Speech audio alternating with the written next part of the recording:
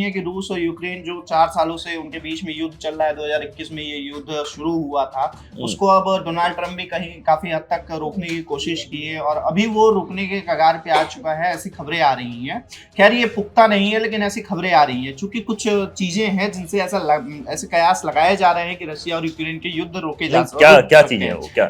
पहला तो ये है कि जो अमेरिका के यूक्रेन के दूत हम्म। हैं, केथ केलॉग, उन्होंने एक स्टेटमेंट दिया कि रूस और यूक्रेन के बीच में कई चीजों पे समझौता जो है वो हो गया है। कई जैसे जो बॉर्डर का लेकर के डिस्प्यूट था, न्यूक्लियर पावर को लेकर के डिस्प्यूट था, उसमें कहीं ना कहीं दोनों देशों के बीच में समझौते हो चुके हैं। 2 पॉइंट्स हैं जिनके बीच में अभी भी अनबन बनी हुई है, लेकिन उसको ऐसा माना जा रहा है कि भविष्य में उसको सही कर लिया जाएगा, आने वाले दिनों में, कुछ दिनों में उसको सही कर लिया जाएगा, तो ये युद्ध रुक सकता है। और वो दो जो पॉइंट्स हैं वो ये है कि पहला जो डॉनबास का भविष्य है, जो यूक्रेन का भाग है, उसका जी। उस पे रशिया का कंट्रोल हो गया है, उस पे अभी तक सहमति नहीं बनी है दोनों देशों की।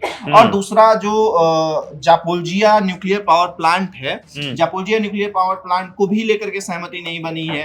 तो रशिया और यूक्रेन के बीच में यूक्रेन का जो भाग है जापोल्जिया न्यूक्लियर पावर प्लांट, वो यूक्रेन में संचालित होता था, बाद में रशिया ने उसको टेक ओवर कर लिया और अभी तक उसका जो रिएक्टर है वो बंद है। तो ऐसा माना जा रहा है कि भविष्य में उसको भी लेकर के बातें हो सकती हैं, दोनों देश आपसी समझौते पे आ सकते हैं।